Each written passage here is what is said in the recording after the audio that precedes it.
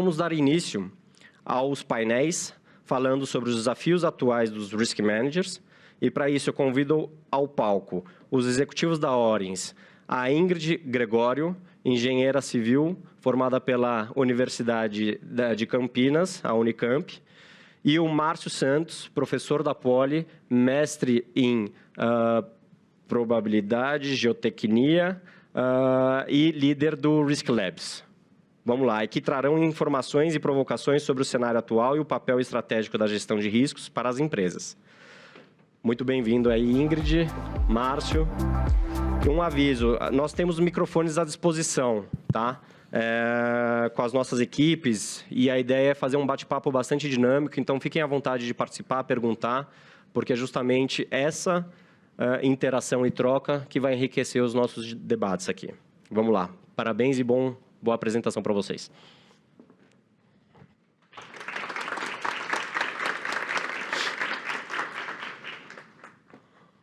Bom, obrigada, Carlos. Boa tarde a todos. Queria começar agradecendo a presença de vocês. A gente sabe que o nosso dia a dia é corrido, muitos compromissos, mas agradecer aí por vocês terem reservado a agenda de hoje para passar essa tarde conosco, falando de um tema muito importante, um tema que a gente respira no nosso dia a dia, né? E eu tenho essa missão aqui, um tanto quanto polêmica, que é falar sobre os nossos desafios como Risk Manager. E eu digo nossos desafios, porque como o Carlos comentou, a Orens, ela nasceu de uma corretora cativa, né? Então, quando eu entrei e comecei a entrar em contato com esse mundo de riscos, de seguros, enfim, comecei a fazer a minha formação, né, nessa área, eu era também um Risk Manager das empresas do grupo. Então, todos esses desafios e dúvidas e questionamentos que eu passei durante essa jornada, tenho certeza que algum deles, pelo menos, vai conectar com vocês, que vocês tiveram essa situação em algum momento. E a ideia é a gente trazer, né, esses desafios e também fazer um gancho para a gente explicar uma forma, né, qual a forma que seria mais adequada de passar por esses desafios e conseguir desempenhar da melhor forma o nosso papel como Risk Manager. Bom, eu... pensando aqui em todos os desafios, que não são poucos, né, vocês sabem, mas eu decidi condensá-los em 4 pilares, começando a falar aqui sobre limites e sublimites, né? E aí, quando eu estou fazendo a colocação de um seguro ou uma renovação, por exemplo, de um programa de seguro, eu sempre me pergunto e sempre tenho essa dúvida. Será que esses limites que estão sendo contratados, eles estão adequados para a minha exposição? Será que eu não preciso de mais limites para poder estar mais protegido ou não? O limite que eu contrato hoje ele já está em excesso, a gente pode dar uma reduzida. E assim, no caso de uma renovação, né, por exemplo, por que está sendo contratado esse valor de limite? Algumas vezes as respostas vinham na linha de sempre foi assim, né? No passado a gente contratou assim, segue assim no próximo ano. Outras respostas são na linha de a gente fez um estudo de benchmarking de mercado e normalmente as empresas contratam esse limite. E aí eu queria só fazer um comentário aqui sobre essa questão do benchmarking, porque nós como corretores, a gente também faz esses estudos até que frequentemente, né, para os nossos clientes. Mas eu queria deixar essa provocação de que esse estudo ele é um estudo válido, mas ele não pode ser determinante para que vocês escolham os limites das apólices de vocês. E o motivo para isso é bem simples, porque assim, apesar da gente fazer uma comparação de limites até de empresas que são do mesmo segmento, do mesmo setor, pelo simples fato delas estarem alocadas em endereços diferentes, os riscos que elas enfrentam já são diferentes ou pelo menos num grau diferente. Aqui falando de danos da natureza, por exemplo, né? Isso sem contar a questão de lucros cessantes, porque aí cada empresa tem a sua dinâmica financeira, o seu balanço, uma série de questões ali que vão particularizar, né, essa parte de lucros cessantes.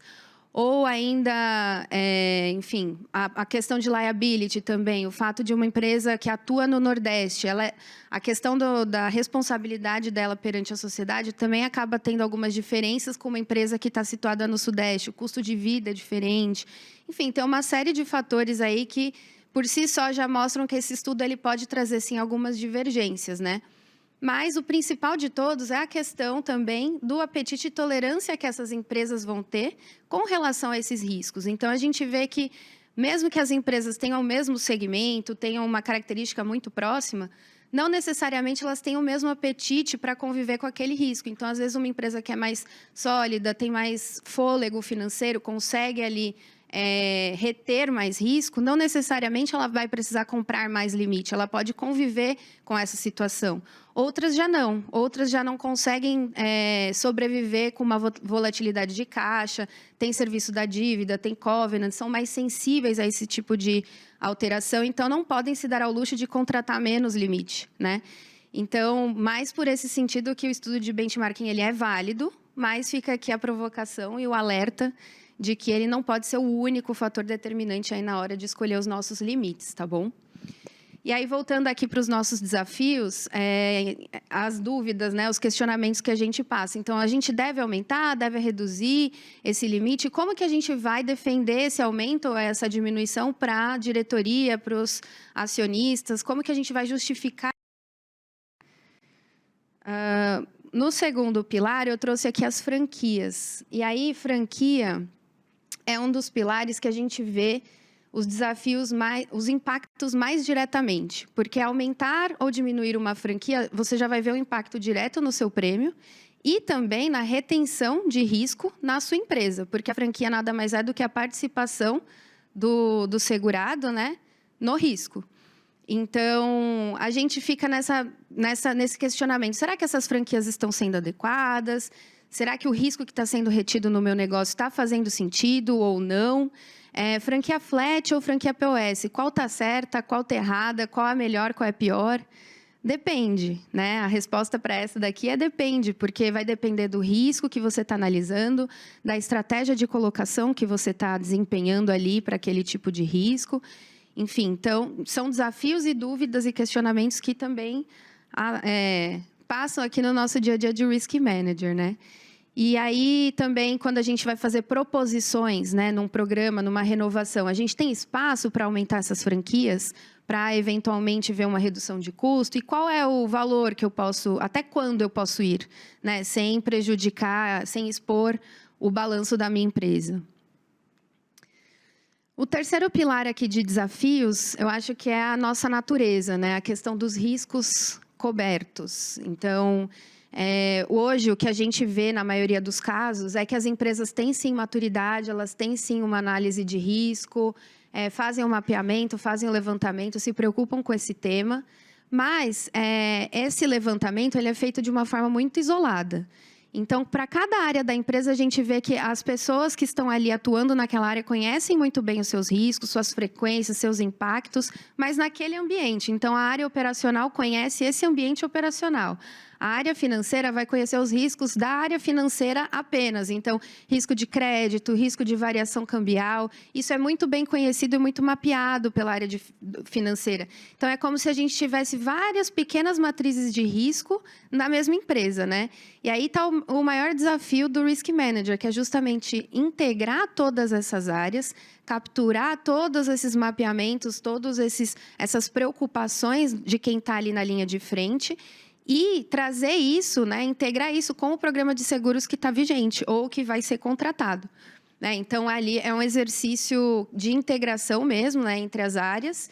E durante esse momento, que é o momento em que a gente consegue capturar riscos que são seguráveis, mas que, por alguma razão, não estavam sendo considerados no programa de seguros. Então, esse é um momento de você fazer a melhoria na transferência dos seus riscos, ou até mesmo porque é um risco emergente, e isso acontece com muita frequência, porque, às vezes, a gente tem ali uma metodologia que está sendo desempenhada na operação da empresa, e aí decide-se mudar essa metodologia. Então, naturalmente, novos riscos vão começar a surgir, né? E aí precisa ter essa interação do Risk Manager com as áreas operacionais para saber como endereçar esses riscos que estão emergindo ali de acordo com essas alterações, né? E aí, por último, aqui no tema de riscos, é quando a gente tem um risco que é segurável, né? A gente sabe que ele é segurável, mas que o mercado opta por não ofertar essa cobertura e a gente precisa dela, né? A gente sabe que ela é uma cobertura importante, mas a gente tem essas questões também do mercado não apresentarem aquilo que a gente precisa. E aí, como fazer para garantir isso, né? Para conseguir essas coberturas e tudo mais? E aí, aqui não tem ciência certa, não tem livro, né? Eu acho que vai muito da experiência de cada um, mas aqui passando um pouquinho da minha. Eu acho que, nesse momento, uma venda qualificada do risco para as seguradoras, mostrar a robustez da sua gestão de risco, como que a empresa trata este tema, faz com que o mercado se sinta muito mais confortável em apresentar coberturas que, naturalmente, ele não apresentaria, né? Então, acho que não quer dizer que é certeza, mas as chances aumentam muito de você conseguir alcançar o resultado que você está esperando naquela colocação, tá? E aí, o último ponto aqui, do último pilar, sobre os nossos desafios, não é o mais importante, eu acho, a cereja do bolo, né? Que é a questão do prêmio, porque acho que todo mundo aqui sempre está sendo desafiado a otimizar os custos, né? Reduzir prêmio, otimizar programa de seguro. Nós aqui também, tá? A gente tem essas metas aqui de redução de prêmios e tudo mais. E quando chegam com essa colocação, vamos ter que reduzir o prêmio e tudo mais, a pergunta que eu sempre me faço é a que custo, né? A que custo que a gente vai fazer essa redução? A gente vai aumentar as franquias em 10 vezes para coletar uma redução de prêmio? Mas e se se acontecer um sinistro, a minha empresa vai ter fôlego financeiro para arcar com essa franquia e continuar operando? Eu não vou prejudicar a continuidade do negócio? Da mesma forma, o limite. Eu vou comprar menos limite para poder ter um prêmio menor. Tá, mas e se acontecer amanhã um risco catastrófico, que eu vou precisar desse limite, e aí, quando a empresa precisa disso, a apólice já esgotou porque o limite estava menor, sabe? Então, assim, são perguntas que eu fico o tempo todo questionando e falando, tá, como eu vou resolver essa equação, né? Como fazer isso da melhor forma, sem usar achismo, sem ter vieses, né? De uma forma técnica, de uma forma consciente e trazendo a melhor otimização para o meu negócio, né? Para o meu cliente. No caso de vocês, para o negócio de vocês, né? E aí, aqui, só para consolidar, a gente tem essas perguntas, que é justamente, né, como equilibrar todos esses pilares, limite, franquia, coberturas e prêmios, né, sem ir contra as diretrizes da empresa de apetite e tolerância, né? Eu acho que essa que é a pergunta de 1 milhão, porque dessa forma a gente consegue otimizar custo, garantir uma transferência adequada, né, e conseguir bons resultados, né? E a partir daí, depois que você decide fazer qualquer alteração, seja de franquia, de cobertura ou de limite, como você vai demonstrar que você fez aquilo da forma correta, da melhor forma possível? Ou seja, como você vai defender essas alterações para a alta diretoria da empresa, né? De uma forma qualificada. E a resposta para essas perguntas, que, para mim, sempre fizeram sentido, e quando eu tenho essas dúvidas e tudo mais, é utilizando a análise quantitativa de risco, tá?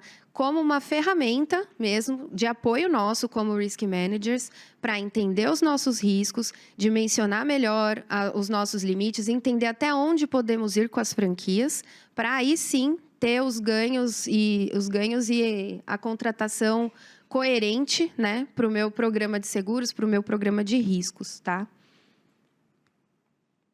E aí, a análise quantitativa de riscos, um outro ponto também que eu queria comentar é que o pessoal tem muito medo dessa palavra, né? Acha que é um negócio muito complexo, ou precisa de muitas simulações, muitos dados, e aí acaba caindo nesse preconceito. Então, a ideia é a gente desmistificar isso aqui, trazer para vocês exemplos práticos de como isso pode ser feito e como essa ferramenta pode ajudar vocês no dia a dia, tá? Mas, para a gente chegar nela, né, a gente tem ali uma jornada também, um passo a passo que precisa ser vencido, para que vocês tenham também uma análise robusta e representativa do seu negócio. Então, começando pela parte de identificação de riscos, depois a análise desses riscos, a avaliação dos riscos inerentes, ou seja, quais deles são toleráveis, quais deles não são, Depois disso, né, o tratamento dos riscos, como que esses riscos vão ficar depois das transferências que vocês possuem, seja pólice de seguros, seja contrato com subcontratados, seja com hedges financeiros, enfim, qualquer instrumento que vocês tenham para transferir risco. E, por fim, uma avaliação final dos riscos residuais, que no final do dia é isso que vai ficar embarcado dentro da empresa, né? Os riscos que sobrarem, que vão mesmo fazer parte ali do dia a dia da empresa. Então, aqui só uma ilustração prática de como isso funciona, né, dessa jornada. Primeiro, a gente tem essa identificação, e aí a gente tem os fatores de risco e os riscos propriamente ditos. Aqui já começa uma super confusão, normalmente, né, de fator com evento. E aí, a explicação mais sucinta disso, para a gente não ter essa dúvida, é que o fator de risco, ele não necessariamente resulta num dano. O risco, sim. Então, por exemplo, uma chuva. A chuva ela pode acontecer e não ter nenhum dano, não ter nenhum prejuízo, não ter nada que afetou uma operação, nada nesse sentido.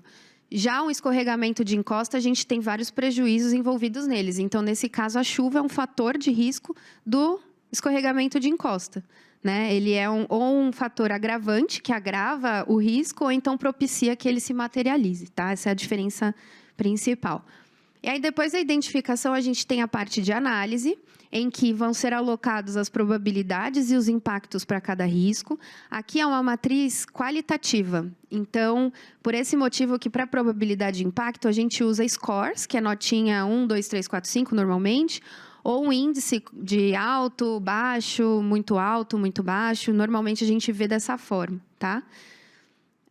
Na sequência, a gente tem a parte de avaliação desses riscos. Então, como vocês sabem, risco é a probabilidade vezes o impacto, né? Então, a gente tem o produto desses scores, para a gente ter essa nota do risco final.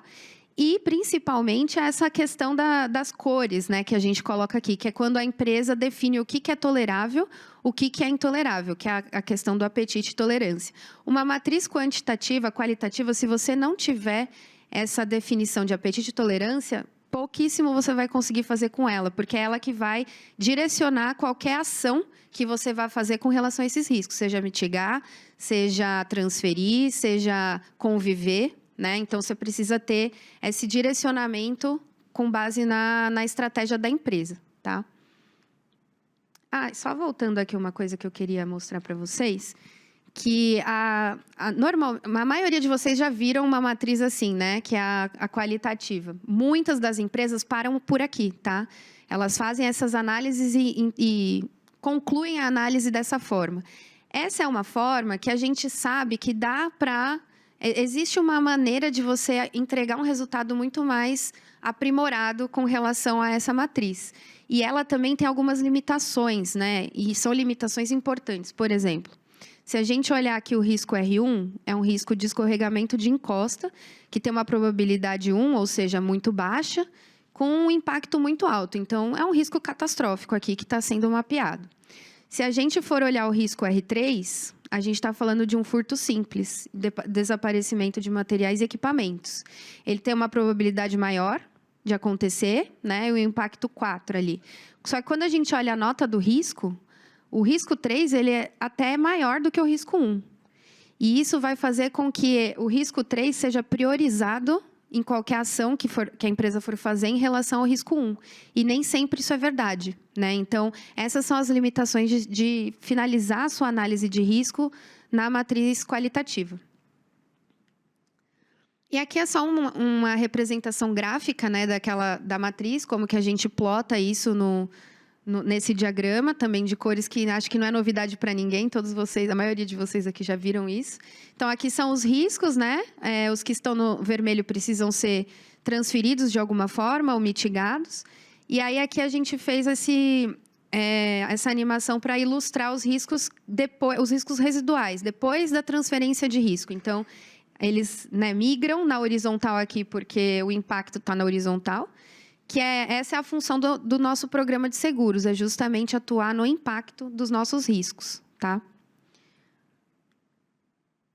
Bom, e aí eu queria propor uma dinâmica aqui para vocês, né? A participação de vocês aqui é super importante. Queria sugerir para vocês escanearem esse QR Code e responderem essa pergunta aqui para a gente. Ó, quais são os riscos atuais que desafiam suas operações e projetos?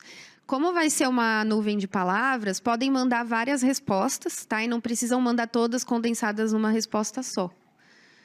E aí, fiquem à vontade, a gente vai ter um tempinho para vocês colocarem as respostas de vocês.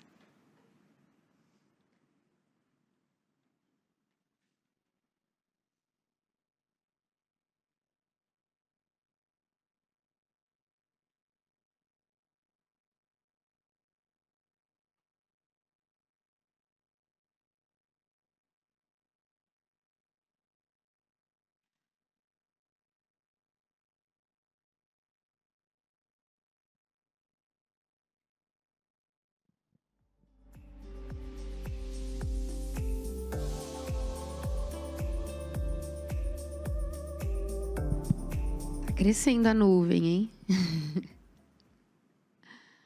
Bom, aqui a gente já tem alguns riscos relevantes. A gente consegue ver aqui cyber como o principal aqui que está preocupando a maioria das pessoas. Mudanças climáticas, pessoas, incêndio econômico, danos da natureza, uma série de eventos importantes, riscos importantes aqui, né?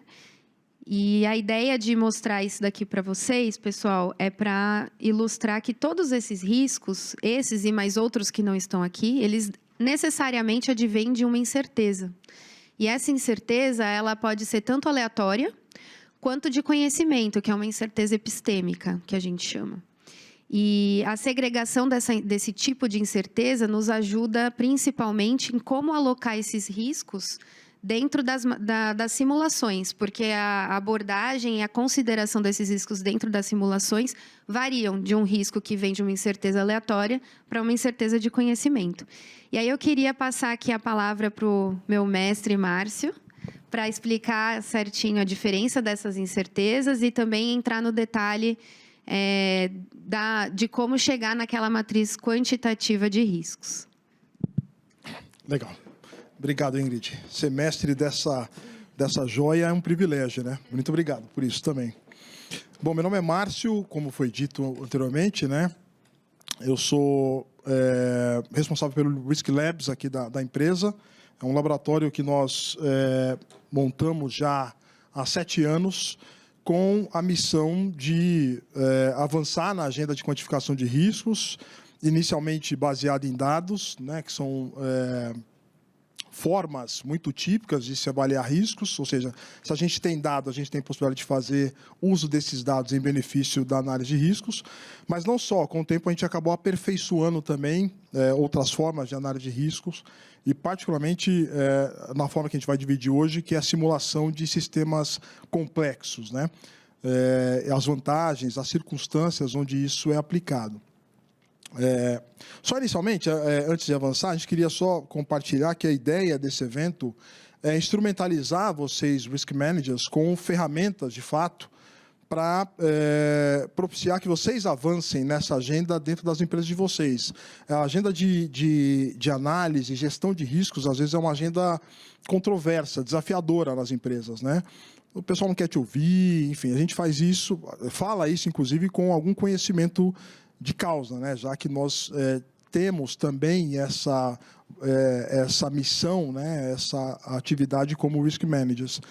E a agenda, às vezes, não é uma agenda hiper querida, desejada pelas equipes. É uma agenda controversa, que é importante, mas controversa, com seus desafios.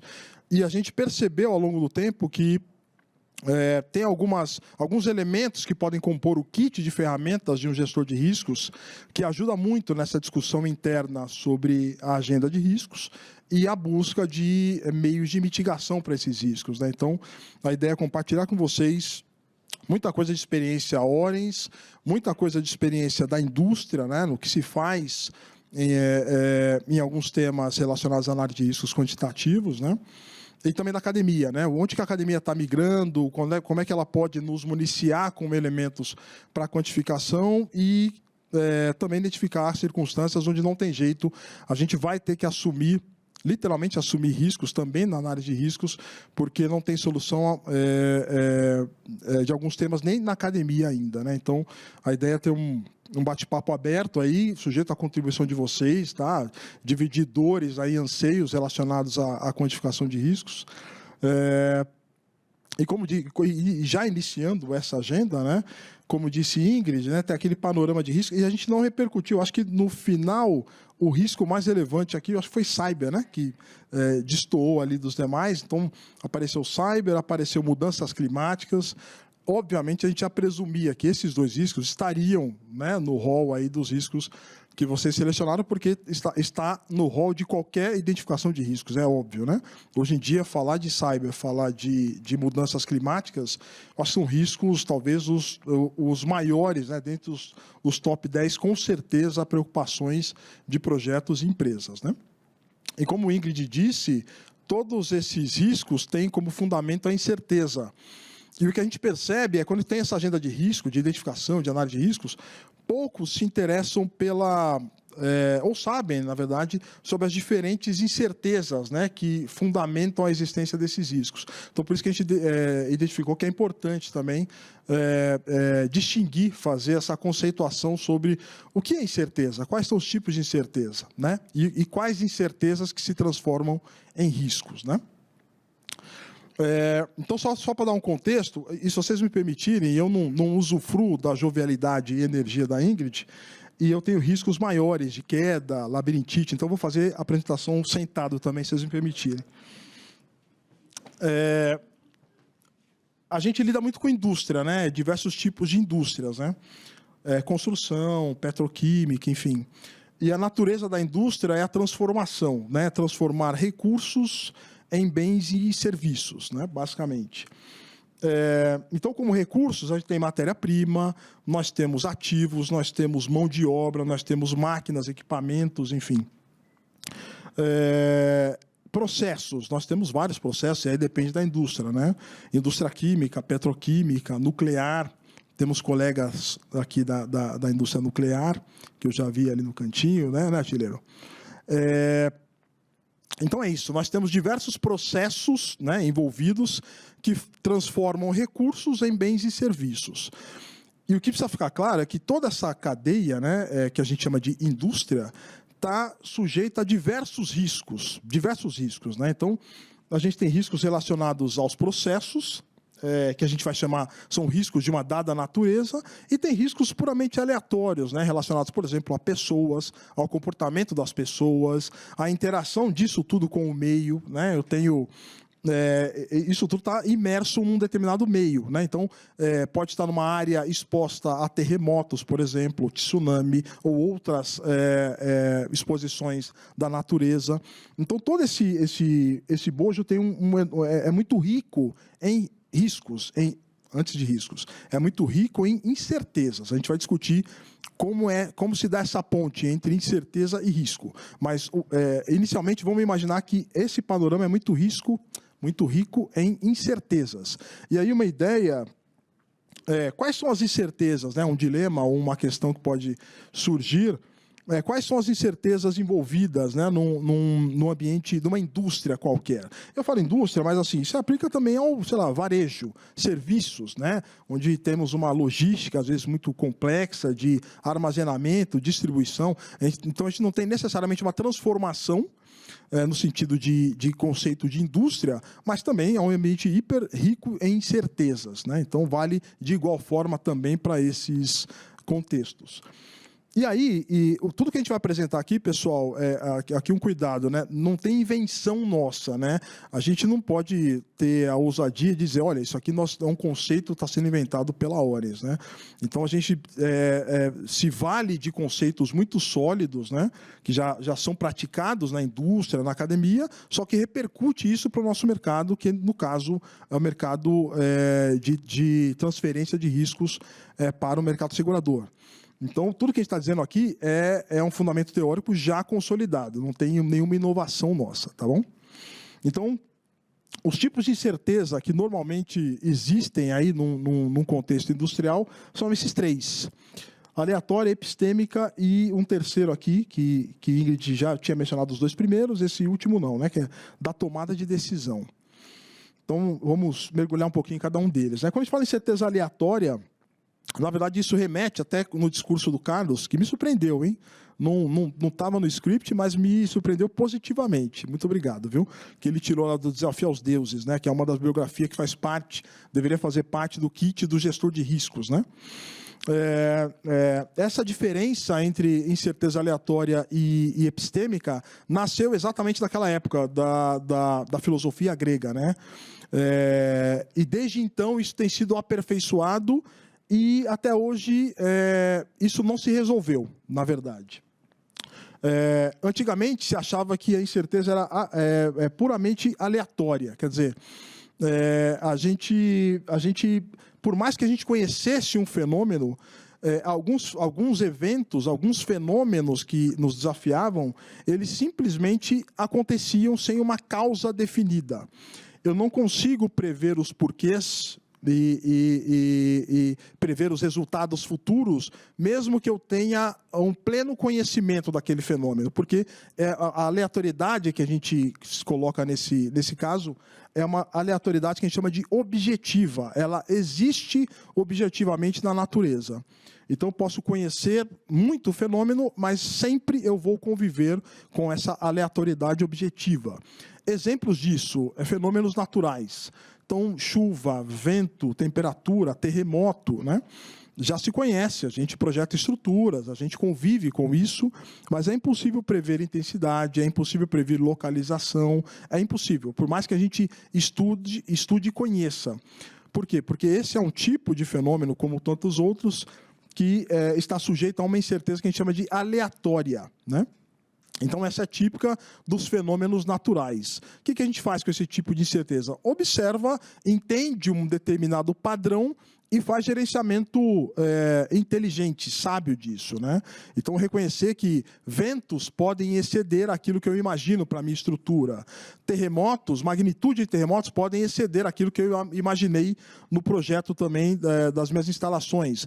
Mas é isso que eu consigo fazer em face dessa natureza de incerteza, né? Então, essa incerteza é típica dos fenômenos aleatórios e também observada em fenômenos sociais, né? Como o ser humano decide, por exemplo. Se você pensar no indivíduo, é muito difícil você imaginar, prever comportamentos individuais, porque é completamente aleatório, não são comportamentos racionais, muitas vezes, né? Então, isso também se verifica no ser humano, mas notadamente nos fenômenos naturais, né? Um segundo tipo de incerteza é a epistêmica, que é isso que Ingrid colocou, né? De onde que nasce a incerteza epistêmica, né? A gente vai ver já. Muitos daqueles processos que nós vimos ali anteriormente, na indústria, né? Sejam processos de construção civil e montagem, processos químicos, biológicos, mecânicos, eles são baseados em engenharia. É a engenharia na prática, né? E a engenharia se vale essencialmente de modelos. E a gente vai ver já que esses modelos, todo e qualquer modelo, é uma abstração da realidade, não é a própria realidade. Então, existe uma diferença, um gap entre a realidade em si e aquilo que a gente contempla nos nossos modelos de engenharia. Então, é isso que é uma das coisas que caracteriza o que a gente chama de incerteza epistêmica, que é de conhecimento. Quão bem a gente conhece aquele fenômeno que a gente está modelando? Será que a gente tem todo o conhecimento, o nosso conhecimento é pleno a respeito daquele fenômeno, a ponto de dizer, olha, eu conheço tudo o que pode ser conhecido sobre o fenômeno terremoto, ponte, túneis ou reações de fusão nuclear? Eu conheço tudo que possa me assaltar enquanto dúvida? Claro que não. Então, é isso que caracteriza o que a gente chama de incerteza epistêmica, de conhecimento. E uma terceira, que é a de tomada de decisão, porque envolve o ser humano, né? Onde tem ser humano, tem incerteza, é claro. E do ponto de vista acadêmico, né, no conceito, muitos consideram que essa incerteza da tomada de decisão, ela tem uma dualidade, ela é dual, né? É ambígua. Tem tanto um aspecto aleatório, ou seja, você, mesmo diante do pleno conhecimento, muitas vezes você não sabe como o cara vai decidir, como a pessoa vai agir, e um outro aspecto também que é da falta de conhecimento, né? A gente, às vezes, toma decisões com um conhecimento assimétrico, né? Então, a assimetria de conhecimento é o que caracteriza, por exemplo, a incerteza epistêmica. Então, isso tudo só para ilustrar os tipos de incerteza que nós temos. E por que isso é importante? Porque lá na frente, quando a gente for tratar de quantificação de riscos, cada um desses tipos de incerteza tem formas diferentes de tratar. Então, a gente percebe que muita dessa dificuldade que se tem hoje de quantificar riscos é que a gente está tentando quantificar risco de uma natureza de uma forma, né, que se aplica a incertezas de outra natureza, né? Então, eu estou buscando dados, observar dados para resolver incerteza de conhecimento. Será que eu resolvo conhecimento simplesmente pegando dado? Né? É assim que a gente aprende? A gente só aprende só na base da experiência, não tem método científico, não tem investigação científica para consolidar conhecimento. Então, essa provocação ela se justifica exatamente porque lá na frente a gente vai mostrar possibilidades de quantificação dependendo do tipo de incerteza que a gente está lidando aqui, né? E aí, avançando um pouquinho, falando de incerteza aleatória ou intrínseca, tá? Essa é um sinônimo desse tipo de incerteza. E aqui, eu acho que, bom, é um cenário que tomou conta aí do noticiário, das agendas nossas aqui de perdas e riscos, enfim, seguros. Rio Grande do Sul, maio de 2024. Então, a catástrofe, né, sem precedentes que aconteceu no Sul. E aí a gente trouxe aqui só um aspecto só para ilustrar a magnitude, a severidade ou a improbabilidade dessa ocorrência, né? Deixa eu ver se consigo aqui. Aqui em cima, não sei se vocês conseguem ver, esse aqui é o Rio das Antas, esse mapinha aqui é o Rio das Antas, e aqui em cima tem a usina Castro Alves. É uma usina hidrelétrica que faz o aproveitamento da energia desse rio, do Rio das Antas. Fica ali na divisa do Rio Grande do Sul com Santa Catarina. E aí, naquela ocasião, nas chuvas de 2020... Vocês estão conseguindo ver a imagem? Estão conseguindo? Eu tinha já ensaiado, que a gente ensaia aqui, né? E tinha ensaiado da gente apagar a luz para ver se melhora. Melhora ou não? Melhora? Mesma coisa?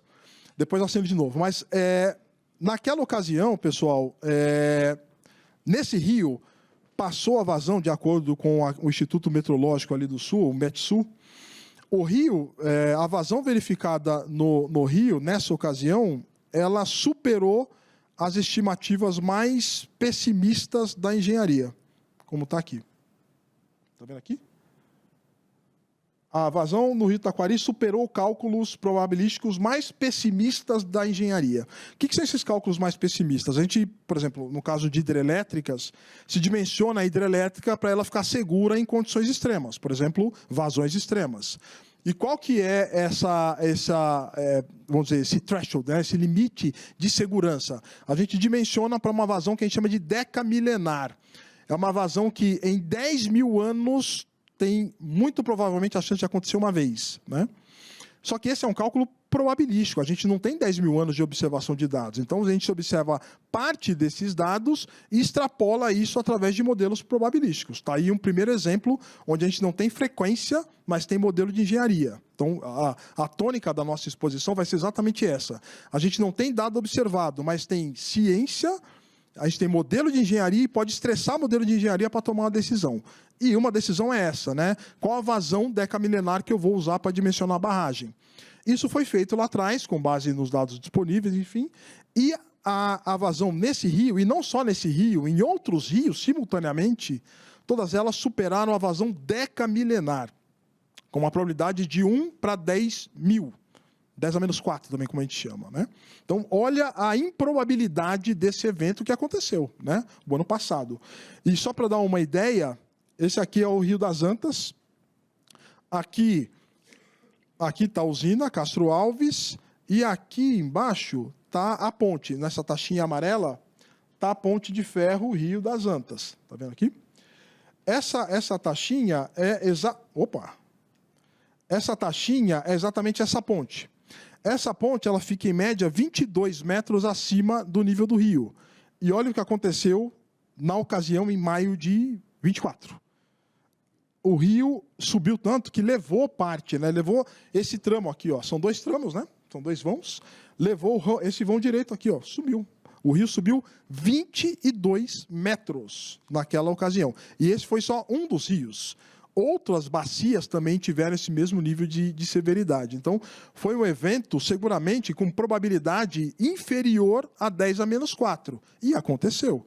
Né? Então, esse tipo de evento, em função das mudanças climáticas, tem suscitado, inclusive, muitas discussões nos âmbitos dos governos, dos países, para adaptação às mudanças climáticas. Né? Como é que eu vou, daqui para frente, tornar a minha sociedade mais resiliente às mudanças climáticas? Né? Já que é esse tipo de evento que a gente espera ver com mais frequência e com mais severidade. Como é que eu vou preparar a sociedade, as estruturas, em termos de resistência a vento, a enchente, a terremotos? Como é que eu vou preparar a sociedade para fazer frente a esses riscos? Né? Então, é isso. Outro exemplo que a gente também apresenta é esse aqui do Rio Grande do Sul também. Esse aqui é mais famoso. Aí, certamente, o pessoal do seguro já deve ter ouvido. Era uma planta eólica no sul, ali em Santana do Livramento, onde ocorreu um fenômeno chamado microexplosão. Não sei se vocês já ouviram falar nesse fenômeno. É um fenômeno meteorológico que acontece especialmente no centro-sul. Né? Não é uma impossibilidade de acontecer em outros locais, mas o centro-sul é mais propenso de acontecer, que é isso aqui. Ó. O vento, normalmente, ele vem de área de alta pressão para baixa pressão. Sempre alta pressão para baixa. E aí o vento tende a ser horizontal, porque é isso, né? Você tem um distanciamento horizontal, então sai de uma área e vai para outra. Então é um vento horizontal.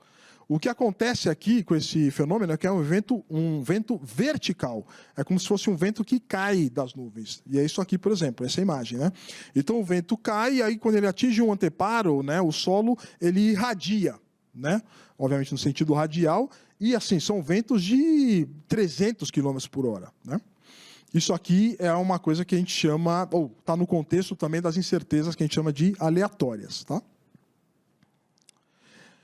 E aí, incerteza epistêmica, né, que é a de conhecimento, lembra lá. Então, de onde que surge? A gente usa modelos, os modelos são aproximações da realidade, e não a realidade em si, e além do que, o modelo ele é concebido com base no estado da arte do conhecimento atual, e não o futuro. Né?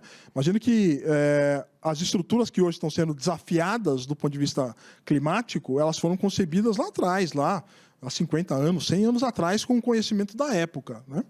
Então, esse gap que caracteriza a evolução da ciência, a evolução do conhecimento, é o que representa o que a gente chama de incerteza epistêmica. E isso acontece, vocês trouxeram aqui um risco, que é o risco de cyber, né? Vocês destacaram bastante. O risco de cyber é um risco tão complexo que ele tem as duas coisas. Né? Tem um aspecto aleatório, porque tem um ser humano do outro lado tentando te atacar, mas também tem um aspecto de ausência de conhecimento. Será que eu conheço todas as possibilidades de ataque e previ todos os meios de proteção para fechar as vulnerabilidades? Jamais. Né? Então, esse é um tipo de evento tão complexo e novo, do ponto de vista de classificação da incerteza, que o cyber ele incorpora 2 tipos de incerteza, aleatória e epistêmica ao mesmo tempo. Né? Então, como tratar isso? Né? Só olhando o dado, coletando, deixando monitoramento lá, né, Vitório? Deixa o monitoramento aqui de ataque. Será que só isso basta para eu resolver essa incerteza? Então, em função desse contexto, né, de que você está sempre lidando com modelos de engenharia aplicados nos diversos campos, engenharia civil, engenharia da computação, engenharia química e mecânica, onde tem modelo, tem incerteza epistêmica, porque o modelo é uma representação da realidade e ele é construído com base no conhecimento da época e não futuro. Então, é simples, tão simples quanto isso. Né? É ser muito realista. Né? A gente, como engenheiro,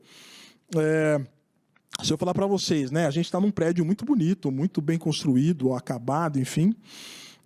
E ninguém entra em prédios elucubrando sobre a probabilidade de ruína de um prédio.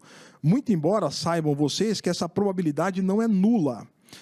Nenhuma estrutura construída pelo homem tem probabilidade 0 de cair, e nem prédios. Você fala, poxa, então eu estou num prédio que tem a probabilidade de cair? Sem dúvida. E o mais assustador, pessoal, como engenheiro, isso nos afeta bastante, porque a gente, infelizmente, não tem essa resposta, né? Uma pergunta é, bom, se tem a probabilidade de cair, qual é essa probabilidade? E vocês sabem a resposta, não? Alguém tem ideia dessa resposta, da probabilidade de um prédio cair? Se tiver, vocês podem me falar, que eu também não tenho. Ninguém tem. É incrível, pessoal. A gente só sabe que essa probabilidade é muito baixa em função da experiência adquirida, né? A humanidade constrói coisas há milênios, né? Mais de 1000 anos. E a gente sabe que essas práticas nos levaram ao entendimento de que essa frequência de colapso de coisas é muito baixa, mas não é zero. A probabilidade de qualquer prédio, qualquer coisa que a gente olha aqui cair, não é zero, acreditem em vocês.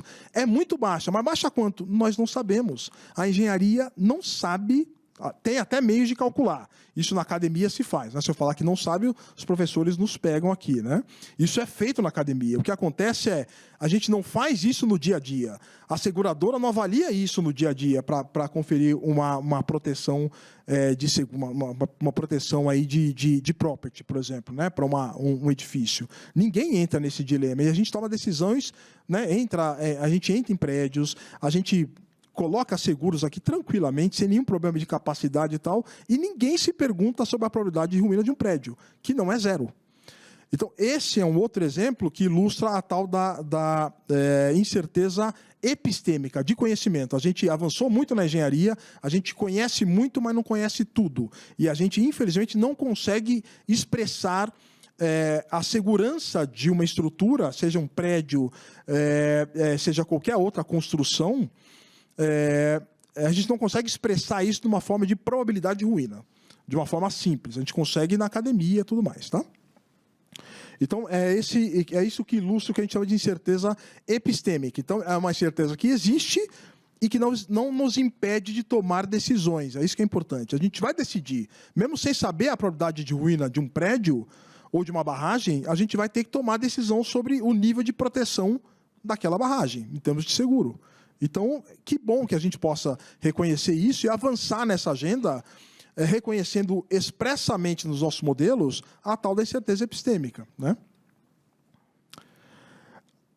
E eu vou passar rápido, né? Isso aqui certamente vocês já ouviram falar, né? É quase um cacuete já, né? Em relação à tomada de decisão, aí isso aqui é muito humano, né? Nós temos uma série de nãos, ou seja, coisas que nós sabemos que conhecemos. O que a gente sabe que conhece, puxa, a gestão disso é muito tranquila, né? A gente tem plena gestão disso, né? A gente sabe exatamente o que fazer com relação a esse tipo de contexto, né? Eu tenho pleno domínio do conhecimento que eu sei que conheço, né? Isso é o quadrante. Eu tenho também unknowns, coisas que eu sei que eu não conheço. Por exemplo, a probabilidade de ruína de uma estrutura. Eu não conheço isso, mas isso me impede de tomar decisões? Não, a gente toma decisões todo dia, entra no prédio, mora em prédio, eu moro em prédio, está tudo bem, está tudo tranquilo, né? O conhecimento, o estado da arte do conhecimento nos permite ter um nível de gestão disso, né? O que cabe fazer é investigar e mitigar, é o melhor que a gente pode fazer, né? Comprar seguro, tudo mais. Então, eu sei que eu tenho esse desconhecimento, essa incerteza, porém isso já é sabido por mim, né? Aí os de baixo são problemáticos, né? Então eu tenho o da direita inferior, eu tenho os unknowns, coisas que não sabemos que não sabemos. Esse aqui o pessoal gosta de colocar isso a questão do cisne negro, do Black Swan, tá tudo nesse quadrante aqui. E aí a gente fica com medo desses caras, né? Fala, puxa, eu estou com medo de algo que eu não sei e que eu não conheço. Imagina, não parece algo muito prático, né? Você temer algo que você não conhece e não sabe que existe, né? Não é nada prático, né? Principalmente para efeito de seguro. Como é que você vai contratar seguro para algo que você não conhece e não sabe que existe, né?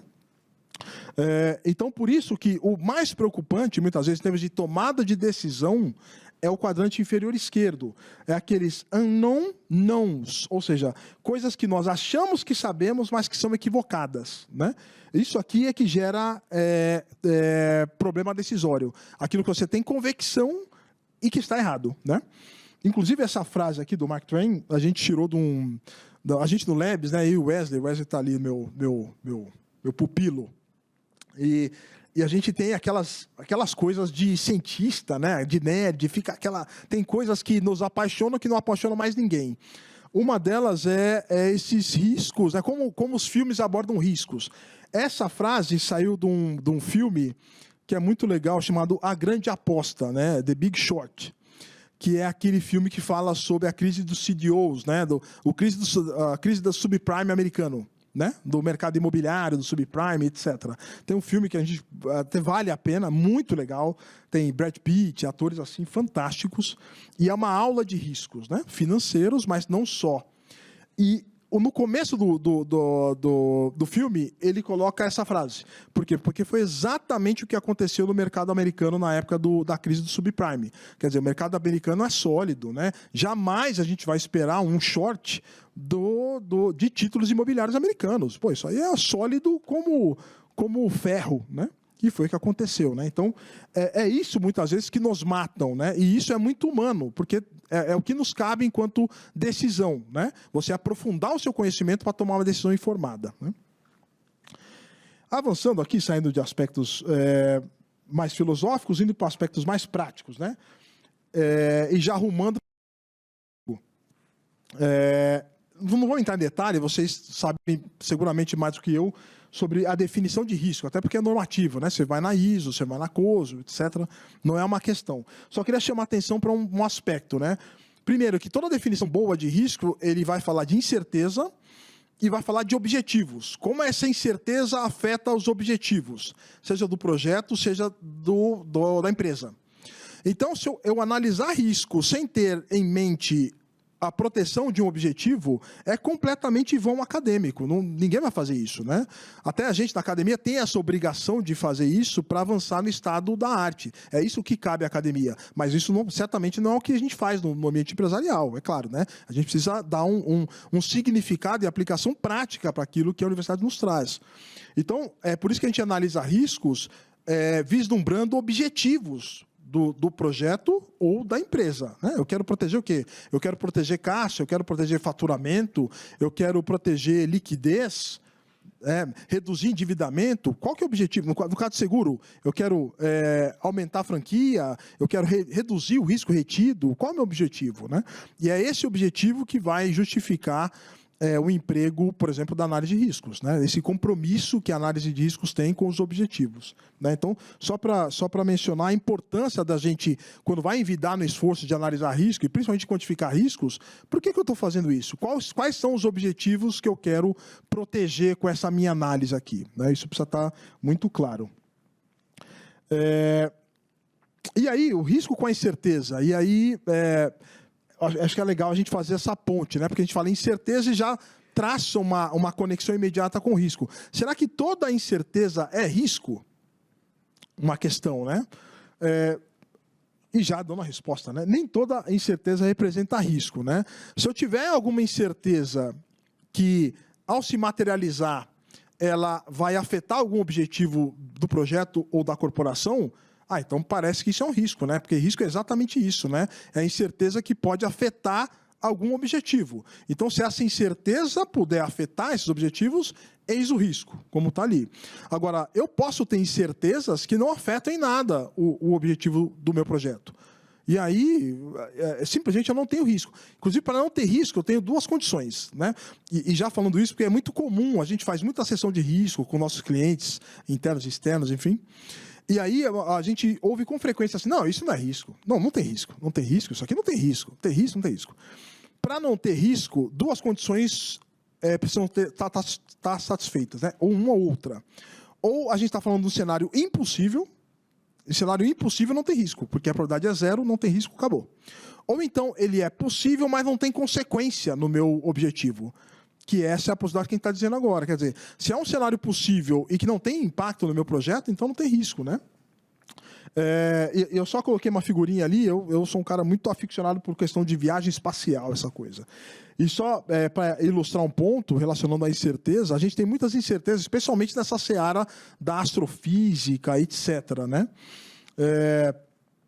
Uma delas, inclusive, é com relação à vida humana, né? Não existe nenhuma incerteza com relação ao que eu vou dizer agora, né? A vida humana tem prazo de validade, infelizmente. Aqui, nossa vida na Terra, infelizmente, tem prazo de validade, né? Então, não há nenhuma incerteza com relação a isso. Pelo contrário, é uma certeza, né? A questão é quando vai acontecer, se em 5 bilhões, se em 6 bilhões de anos, etc, etc. Isso tem a ver com o Sol está queimando hidrogênio, transformando hidrogênio em hélio e está crescendo. Então, o Sol, daqui bilhões de anos, vai virar um gigante vermelho, que possivelmente vai engolir a Terra e a gente... Enfim, nós vamos estar em outro plano. Então, não há qualquer incerteza com relação a isso. Agora, sim, eu vou me preocupar com o risco do Sol virar um gigante vermelho porque eu tenho que entregar um resultado no meu projeto, da minha corporação? Jamais. Esse é um risco que jamais vai aparecer na matriz de risco. Porque, embora ele exista, e na verdade é uma certeza matemática que vai acontecer, o meu objetivo é no horizonte de 3 anos, 5 anos, 10 anos, 100 anos. Para que eu vou falar do risco do Sol engolir a Terra? Esqueçam. Então, esse é um tipo de risco que tem... ele é possível, na verdade, ele é mais do que possível, ele é certo, mas não tem consequência prática na minha decisão do dia a dia, né? Então, para que eu vou enunciar esse risco na matriz de risco lá? Não faz nem sentido, né? A gente precisa tomar um cuidado, que já que é uma agenda controversa, de ser muito prático. Porque senão a gente vai sempre ter aquela pecha de já vem um rapaz de risco lá. Vai ter uma agenda de riscos e tal. Pô, você vai com toda a boa vontade, mobiliza a equipe, vamos fazer uma agenda. E já vem esse cara de risco trazendo esses riscos aí que não acontecem, que não sei o que lá. Então, esse cuidado é um aprendizado que a gente vem construindo ao longo do tempo, se justifica exatamente em função disso, para dar uma visão pragmática da agenda de risco, relevante, senão fica uma agenda completamente irrelevante do ponto de vista corporativo, né? Então, só esse cuidado. Todo risco se associa a pelo menos uma incerteza. Então, a ida não é verdade. Nem toda incerteza é risco, mas todo risco incorpora uma incerteza. Aí sim, a volta é verdadeira, né? E aqui uma frase brilhante aqui do David Wilson, do cara do PMI, um grandão do PMI. Ele foi líder muitos anos, um grande expoente aqui de riscos. Ele fala uma frase brilhante, que risco é a incerteza que importa. Pronto, eu tenho um monte de incerteza que é irrelevante. Então, não são riscos. Risco é a incerteza que importa para o meu objetivo, para o meu resultado, né? E praticamente para o nosso intento de contratar um programa de seguros. Então, é isso. A gente vai tratar riscos que importam, incertezas que importam nesse âmbito de riscos seguráveis, né? E aí, quantificação. Antes do nosso café, né? A gente já está quase chegando lá. Mas antes do café, a gente vai fazer uma conceituação, vai quase entregar a simulação probabilística, mas para que vocês voltem depois do café, obviamente a gente vai avançar só depois do café. Quem for embora não vai avançar, vai ficar sem esse insumo, tá bom?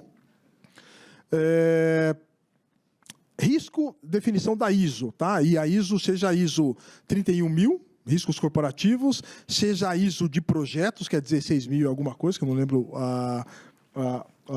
o número, mas tem 2 ISOs aplicáveis à gestão de riscos, uma corporativos, outra de projetos. Ambas trazem essa definição. Risco é o efeito da incerteza nos objetivos. Incerteza, o ente matemático que mede incerteza é a probabilidade. E o efeito nos objetivos eu posso chamar de consequência. Portanto, o risco é a probabilidade vezes a consequência. Isso já foi dito aqui por Ingrid. E eu posso ter uma abordagem qualitativa disso, usar notinhas, né, de 1 a 5, aquele jogo de pontinhos que a gente gosta de fazer, etc. Ou então usar conceito de probabilidade como probabilidade, de fato, e consequência como consequência monetária, aquela que interessa para a contratação do seguro, né? E a gente vai ver aqui que essa abordagem do jogo de pontinhos, ela não é só simples, ela é equivocada. E isso é uma frase que não é minha, não, tá? Eu não tenho ousadia, não tenho essa ousadia de cunhar esse tipo de coisa. É uma frase que a gente vai apresentar já, que foi cunhada por um dos maiores expoentes do risco, né? Que é o Tony Cox, é um professor do MIT, que tem estudado aplicações de matriz de risco, e ele estudou tanto que ele simplesmente aboliu matriz de risco, né? E a gente vai chegar lá na frente. Mas é isso, definição de risco, probabilidade vezes consequência, né? E aí, sim, chegamos nas deficiências da análise qualitativa como pano de fundo para justificar a análise quantitativa, tá bom? Então, análise qualitativa, eu vou mapear os riscos e vou atribuir notinhas de 1 a 5, por exemplo, para a probabilidade, e de 1 a 5 para as consequências. Ou vou falar assim, a probabilidade é muito alta, consequência é muito baixa. Tá? Essa é a abordagem que a gente chama de qualitativa. Então, quais são as deficiências? Isso aqui é deficiência já comprovada, tá? Não é, novamente, nenhuma contribuição inédita nossa, tá? Primeiro, compressão da escala. Então, a gente vai pegar uma variável que é contínua, como a probabilidade. A gente já falou de probabilidades aqui. Bom, vamos desafiar a turma, né? Nas escalas que vocês veem aí, quem já mexeu com matriz de risco, quais as escalas que vocês veem, os intervalos de probabilidade que são típicos, assim, que vocês veem em matrizes assim, de 0 a 100%, muitas vezes, né? Abaixo de 1%, entre 1 e 10%, acima de 10%. Esses valores aparecem com frequência nas nossas análises qualitativas. Só que esse intervalo de 0 a 100% é infinito, né? Eu tenho infinitos valores nesse intervalo. Então, eu tenho um domínio que a gente chama matematicamente de domínio contínuo. E eu tenho espectros, eu tenho eventos que vão desde probabilidades de 10 a menos 6, coisa que acontece muito na indústria de processos, quem mexe com a indústria petroquímica, nuclear. A gente não vai ver probabilidade de 10% para derretimento do núcleo de uma usina nuclear. Jamais. É 10 a menos 7, 10 a menos 6. Né? Então, é esse espectro de probabilidades, até probabilidades mais corriqueiras aqui, administrativas, furto, etc., coisa de 10%, acidente de automóvel, coisa de 5%, etc., etc. Então, eu tenho um espectro gigante, um intervalo gigante numericamente, e na matriz qualitativa a gente faz aqueles quadradinhos, né? A gente faz a matriz 5×5, coloca em quadradinhos. Quando eu coloco em quadradinhos, a gente faz uma coisa que chama de compressão de escala. Eu estou comprimindo a escala, pegando uma escala que é numérica e contínua e comprimindo em blocos discretos. Isso distorce de um jeito a análise de riscos que é quase intolerável para decisões de grande monta. Né? Deveríamos pensar nisso. E temos outras aqui, outras consequências, particularmente essa última, né? A gente não tem muita flexibilidade para incorporar incerteza do ponto de vista de consequência e probabilidade. Então, só para dar materialidade a isso, vamos fazer um exercício bem rapidinho aqui, bem possível, tá? Pegando uma matriz com 3 riscos, tá? Que é risco 1, risco 2, risco 3, sem especificar quais são. E aí eu tenho uma possibilidade de fazer esse exercício tanto qualitativamente quanto quantitativamente. Então, é muito comum nessa associação aqui entre o score e a faixa de probabilidade para orientar ali a minha classificação de risco e tal. Certamente alguns de vocês já fizeram dessa forma. Então, essas reguinhas vão ser usadas exemplificadamente só para a gente fazer a ponte entre a correspondência, na verdade, entre a quali e a quant, tá? Então, eu tenho risco 1, risco 2, risco 3, e por qualquer circunstância, esse risco 1 ele tem uma probabilidade de 4. Resolvemos lá na nossa seção de risco tal, probabilidade de 4, e quantitativamente, implicitamente, essa probabilidade de 4 está associada a uma faixa de 30% a 50%, para fazer o depara, tá? Eu estou avaliando qualitativamente, mas com a minha mente lá, trazendo como pano de fundo essa faixa de impactos quantitativa. Então, eu avalio aqui qualitativamente, 4 vezes 4 dá 16, tudo qualitativamente. É 16 o quê? Milhões? Não sei, é 16 qualquer coisa, né? É qualitativo, não tem significado, né? Então, 16, 3 vezes 4, 12, 2 vezes 5, 10. Então, na matriz ia aparecer, eu ia botar os pontinhos, esses caras lá na matriz, perfeito. Aí eu vou pegar os mesmos riscos, fazendo a correspondência do quali para o quant. Então, repara que esse risco aqui, ó, com essa probabilidade, 30% a 50%, eventualmente eu coloquei 40% aqui. Está na faixa, né? Está respeitando aqui, está tudo coerente, né? Opa! Ó o risco aqui, ó, tá vendo? Outro risco.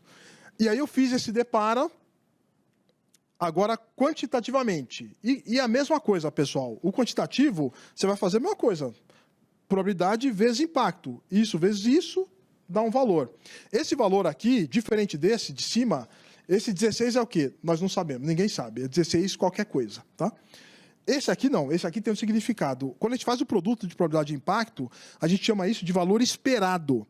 E esse valor esperado eu consigo dar um significado prático para ele. Eu consigo observar se há um risco que acontece com frequência na minha operação, eu consigo comparar esse cara com a minha operação, com o histórico, com os records da minha operação.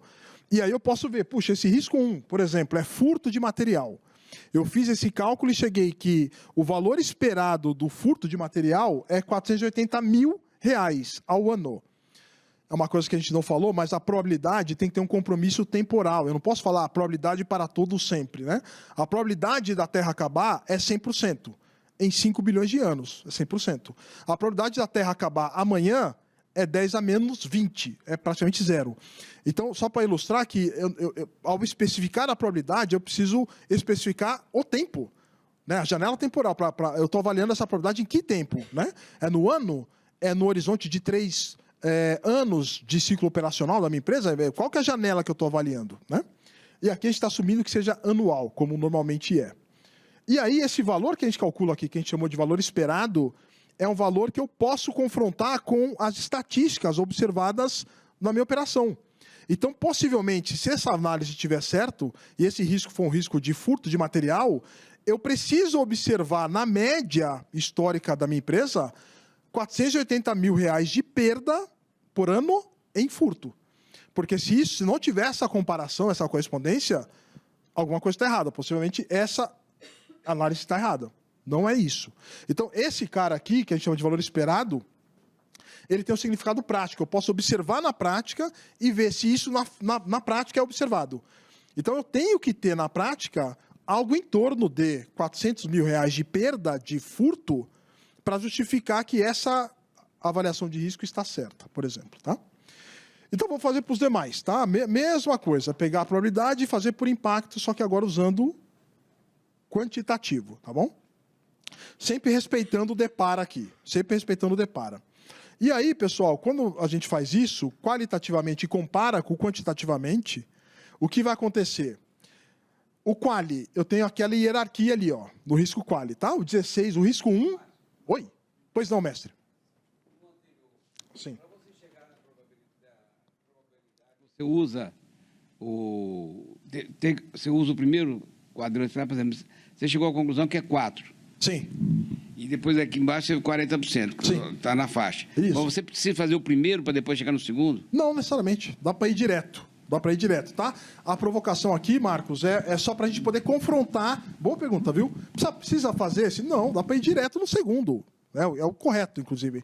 Mas a questão é só para a gente poder confrontar uma com outra, tá? E ver como a primeira, a qualitativa, distorce a análise ou a conclusão que a gente vai tirar, tá? Então, fazendo isso Boa pergunta, viu, Marcos? Obrigado. Fazendo isso para a quali, a hierarquia de riscos é essa aqui, ó. O risco 1 é o principal, o risco 2 é o intermediário, o risco 3 é o mais tranquilo. E fazendo para quanti, é simplesmente o oposto. O risco 1 é o menor, de menor valor esperado, e o risco 3 é o de maior valor esperado. Você fala, puxa vida, então aqui, ó, se eu fosse colocar esses riscos na matriz quali, daria aquilo lá. O risco 1 seria prevalente, né? Seria o mais importante. Mas na matriz quanti, ou no gráfico de probabilidade de impacto, seria o oposto. O risco 3, de fato, seria o maior risco, que a gente lê na diagonal, né? A gente lê risco na diagonal. Então, isso aqui só ilustra, e tem vários, né? Vocês podem pesquisar vários papers dirimindo essa questão da imprecisão da análise quali. Então, isso assim, joga fora a análise quali? Não, acho que é demais, né? Mas acho que usar a análise quali somente para tomar decisões de monta, decisões de compra de limite, por exemplo, aí já é um risco muito grande, né? E aqui análise quant, a gente já partindo para o final aqui da primeira parte da exposição. Então, para a gente esquentar os motores, uma pergunta, a gente vai falar de probabilidade, né?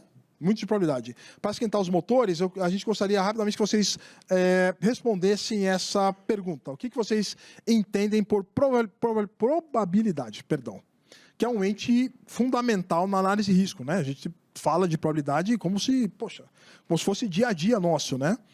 E aí, é importante que nós, como risk managers, tenhamos instrumentos, elementos, enfim, para auxiliar, inclusive, nossos colegas das operações, enfim, a fazer bons arbítrios, né? Boas arbitragens em termos de probabilidade. Então, rapidamente, vamos ver o que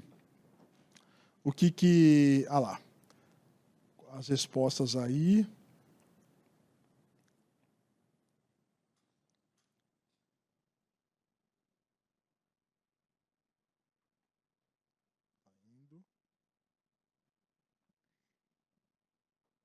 Eu mesmo errei, tá, gente? Acabou? Acho que já podemos, né? Vamos lá. Tem um pouquinho. Opa! Eita. Legal. Acho que meio que já convergiu. As frequências já convergiram. Opa! Legal. Então, o que acontece, né? Para nossa surpresa, a gente vai dividir aqui o resultado, ou não vamos dividir? Acho que não vamos dividir. Mas, assim, vocês não viram, mas eu vi. E foi uma surpresa enorme, porque o grupo acertou. Eu estou vendo aqui na nossa telinha. Aqui, ó. Mudou. Então não. Então não. Poxa, eu estava feliz. A maioria foi por frequência observada, que é o conceito usual de probabilidade, de fato. Mas a resposta mesmo, acreditem, é todas as anteriores. Todas se aplicam. Todas. E é isso. Inclusive, grau de crença subjetivo, né? Subjetivo, tá bom. E é isso que a gente vai aprofundar um pouquinho agora. Porque que, assim, a probabilidade como frequência é muito natural. A gente observa um histórico de frequências, né? Histórico de coisas, calcula a frequência de ocorrência, e se eu observei bastante o fenômeno, eu posso entender que aquela frequência que eu observei no passado, ela é a probabilidade que eu vou usar para decisões no futuro. Essa é a chamada abordagem frequentista de probabilidades. Quando eu uso isso? Eu uso isso quando eu tenho histórico de ocorrências, um histórico robusto, ou quando eu posso experimentar. Eu não tenho histórico, mas eu lanço numa epopeia de experimentar coisas, né? Eu destruo carros, eu faço crash test, eu faço isso, aquilo, faço teste, experimentação. Crio a massa de dados e posso tratar do ponto de vista de frequência. Essa é a abordagem mais clássica, né? E embutida nesse conceito está alguns pressupostos como o passado, aliás, o futuro vai reproduzir o passado. Ali é a frase do Cazuza, né? Você vê o futuro repetir o passado, né? Bonito. Para que isso seja válido, eu preciso olhar para o passado, reconhecer que a circunstância não mudou e o que eu observei no passado se mantém no futuro. Então, assim, riscos ou incertezas aleatórias, né? Como incertezas da natureza.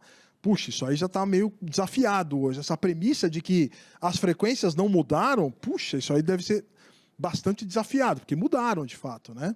Então, nos riscos de vocês, do dia a dia de vocês, em quais riscos, em quais contextos a gente consegue fazer uma abordagem de risco, que é essa aqui? Pegar uma massa de observações gigantesca. Raramente a gente vai ter isso, pessoal. Bem honestamente. Raramente a gente vai ter. Então, isso justifica, como pano de fundo, a outra abordagem, que é a abordagem do... Opa, antes algumas questões polêmicas, perdão. Alguns shortfalls, né, dessa abordagem de análise de frequência, né? Primeiro, eventos de frequência e eventos catastróficos. Quando eu penso em eventos catastróficos, explosões, colapsos, tsunamis, etc., eu jamais vou conseguir propor um modelo probabilístico com base em observação de frequências, porque eu não tenho tantas observações assim. Felizmente, a gente está lidando com fenômenos raros. Então, diferente dos fenômenos de frequência, como roubos, furtos, acidentes automobilísticos aqui do dia a dia, que são fenômenos de frequência, tudo bem? Fenômenos de catástrofe, eu não tenho uma massa de dados a ponto de justificar a construção de um modelo confiável. Então, começa daí, né? Essa abordagem já tem limitações para eventos catastróficos. Segundo, eu tenho muito aspecto de protótipo nos nossos projetos. Você pega projetos de construção, por exemplo, cada obra é uma obra, né? Eu não posso falar assim, eu construí aquela ponte, essa ponte vai ser reproduzida em N outros projetos. Jamais. Muda o contexto de mão de obra, de maquinário, de material, de condições da circunvizinhança, muda tudo. Cada projeto é um protótipo. Eu não posso fazer uma estatística de protótipos. Eu tenho que olhar o protótipo e, a partir dele, analisar risco. Não tem outra forma. Passado versus futuro, que a gente já falou. Será que o futuro reflete o passado? E também uma coisa fundamental que eu aprendi com um certo mestre aqui, que contribuiu muito para essa empresa aqui. Essa frase aqui, ó. A análise de riscos vai além das estatísticas, né? Às vezes interessa muito mais para a gente aquilo que não ocorreu em termos de risco do que aquilo que já ocorreu, né? E isso tem que estar firme na nossa cabeça na hora de fazer análise de risco. Não ficar com essa obsessão assim, eu não tenho base de dados, sim, mas você tem ainda o risco. Você não tem dado, mas saiba que ainda você tem risco, tá? E aqui, a alternativa, que seria a abordagem subjetiva, como preparação, né? Já para o final aqui da primeira parte. Quando é que a gente usa isso? Eventos únicos. Qual que é a probabilidade, por exemplo, de uma explosão de uma usina nuclear? Quantas usinas explodiram? Poxa, pouquíssimas, né? Chernobyl, basicamente, né? Então, assim, eu não tenho estatística. Como é que eu vou fazer esse exame dessa probabilidade de explosão de uma usina nuclear? Frequência? Jamais, né? Eu tenho que recorrer a outros meios, como esses, abordagem subjetiva. A subjetiva dá uma conotação assim, meio improvisada aí. Subjetiva não é improvisada, pelo contrário, né? É muito, muito rica, é um processo muito rico de arbítrio, de julgamento, de expert judgment. Não é um chute aqui, pegar alguém aqui passando, chuta aí a probabilidade do incêndio de uma usina. Não é bem isso, né? Tem um exame, um escrutínio muito rico, aliás. Também situações de escassez de dados, cenários catastróficos, como a gente já falou, consideração da incerteza epistêmica, né? Como é que eu vou, sabendo que tem mais certeza de conhecimento, como é que eu vou simplesmente observar lá e construir o conhecimento observando? Tá, mas e se eu estou falando de ponte caindo? Eu vou esperar, então, 1000 pontos cair para aprender alguma coisa? Não dá, né? E consideração do conhecimento prévio também, é importante. Eu tenho um conhecimento prévio e os dados, eles simplesmente modificam esse conhecimento, mas eles não anulam o conhecimento prévio que eu tenho. Eu já tenho conhecimento. Aí eu observo dados e os dados simplesmente modificam aquilo que eu sabia antes dos dados para aquilo que eu vinha saber depois dos dados, né? Então, essa é muito mais realista, inclusive, essa abordagem subjetiva. E por que está o avião ali? Porque essa abordagem, só materializando o que a gente está discutindo, foi utilizada, não sei quem acompanhou, eu gosto muito de aviação, odeio avião, mas gosto de aviação, né? É curioso. Eu não gosto de andar de avião, infelizmente. Mas eu acompanho muito a indústria, porque é uma indústria muito rica em riscos, né? Assim como a indústria nuclear, assim como a petroquímica, aeroespacial. E aqui o pessoal usou a abordagem subjetiva para identificar os destroços do avião que se acidentou lá, o AF447, o que cruzou o Air France, né, que estava indo de Rio a Paris, caiu no Oceano Atlântico aqui, e ficaram 2 anos para identificar os destroços. E aí estava muito difícil e tudo mais, contrataram uma equipe de matemáticos, uma associação, acho que foi da COP com o Imperial College, e eles fizeram esse consórcio de estatísticos, onde eles empregaram a tal da inferência bayesiana, que usa muito essa abordagem subjetiva. E foi daí que eles conseguiram mapear a área possível dos destroços e, incrivelmente, estava exatamente onde eles mapearam. Então, como é que funciona? Eles primeiro fazem atribuições subjetivas sobre a probabilidade de encontrar peças do avião numa área do oceano, e a partir do momento que eles vão observando o fenômeno, coletando marés, coletando informações adicionais, eles vão reprocessando e atualizando essa probabilidade. Foi isso que eles fizeram e acharam assim com uma precisão absurda. Foi um case, assim, um case de sucesso fantástico, né? Eu até recomendo a leitura do artigo. Então é isso, né? Você imagina usar a abordagem de frequência, observar aviões caindo na água para saber como é que os destroços se espalham. Não tem como, né, pessoal? Não tem como. Além do desafio das probabilidades, e aqui finalizando essa primeira parte, tem a estimativa das consequências, né? Porque é tão difícil quanto estimar probabilidades é estimar consequência. Porque eu já tenho as consequências de um incêndio catastrófico. Eu não tenho uma base de dados gigantescas de incêndio catastróficos, que a base já é reduzida. Eu só estou olhando para aqueles cenários onde houve um incêndio. Eu não estou olhando toda a indústria petroquímica, por exemplo, para calcular a frequência de incêndios ocorridos na indústria petroquímica. Não, eu já estou partindo daqueles contextos onde houve o incêndio, e agora o meu interesse é saber qual a magnitude desse incêndio. Então, é uma base de dados normalmente mais restrita do que aquela utilizada para o cálculo da probabilidade. Então, às vezes, o desafio do cálculo das consequências é muito maior do que calcular frequência, do que calcular probabilidade. Muito maior. Né? E aqui, uma outra boa prática, né? A gente, às vezes, ao falar da consequência de um evento, do escorregamento de encosta ou de uma explosão catastrófica, a gente muitas vezes dá um valor específico. É um valor só. Se acontecer esse cenário, vai ter uma perda de 20 milhões, por exemplo. E a chance disso estar certo é virtualmente zero. É zero, porque a gente está falando de um domínio contínuo, são valores numa faixa gigantesca de possibilidades, e você está falando um valor. A chance desse valor estar certo é zero, matematicamente. O mais justo e realista é trabalhar com uma faixa de probabilidades. E essa faixa refletir o teu conhecimento, a tua ignorância ou conhecimento a respeito do tema. Então é assim que aborda questões de incerteza com relação às consequências. É uma consequência que pode ir desde o milhão até o bilhão. É a natureza desse evento, né? Então, com essas boas práticas, né, consideração dessas, sendo bem realista, é que a gente consegue avançar na quantificação dos riscos, incorporando as incertezas da estimativa. Né? Inclusive, só para materializar, aqui está um exemplo real de um case que nós fizemos, né, envolvendo uma fabricação uma indústria de fabricação de submarinos. E aí, o cenário de incêndio. Quando a gente fala assim, no cenário de incêndio, a perda por incêndio, não tem uma possibilidade. Dependendo do que ocorre aí no meio, se tem detecção, se não tem detecção, se tem um combate inicial, se não tem um combate inicial, você pode ir desde o incêndio no cesto de lixo aqui, e acabou, você vai trocar só o lixo, R$10 de perda, até o incêndio catastrófico, de perda 100% total, né? 100% total não, 100% ou total. Então, tudo isso depende dos seus controles, da eficácia dos controles e tudo mais. Então, o mesmo cenário, incêndio, pode resultar numa faixa de valores gigantesca. Depende de como se sucederam aí as circunstâncias para esse cenário. Tá? E aqui, continuidade do exemplo, né, dessa indústria, é o cenário de risco de incêndio. Então, repara que não é um pontinho na matriz de risco. A gente acabou de falar que existe uma possibilidade de valores, de impacto. Então, você não vai ver um pontinho na matriz, você vai ver uma curva de risco, de incêndio. E aqui você vai ter desde incêndios, aqui está em milhão, tá? Então, aqui seria 100 mil. Então, você vai ter incêndios menores, com maior probabilidade, até incêndios hipercatastróficos, aqui, ó, 100 milhões com menor probabilidade. Tudo depende do que suceder naquela árvore de possibilidades ali, que a gente chama de árvore de eventos.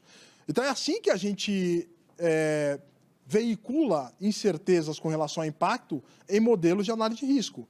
Estruturando o problema, avaliando a eficácia dos controles. É assim, não é com um pontinho na matriz qualitativa. Né?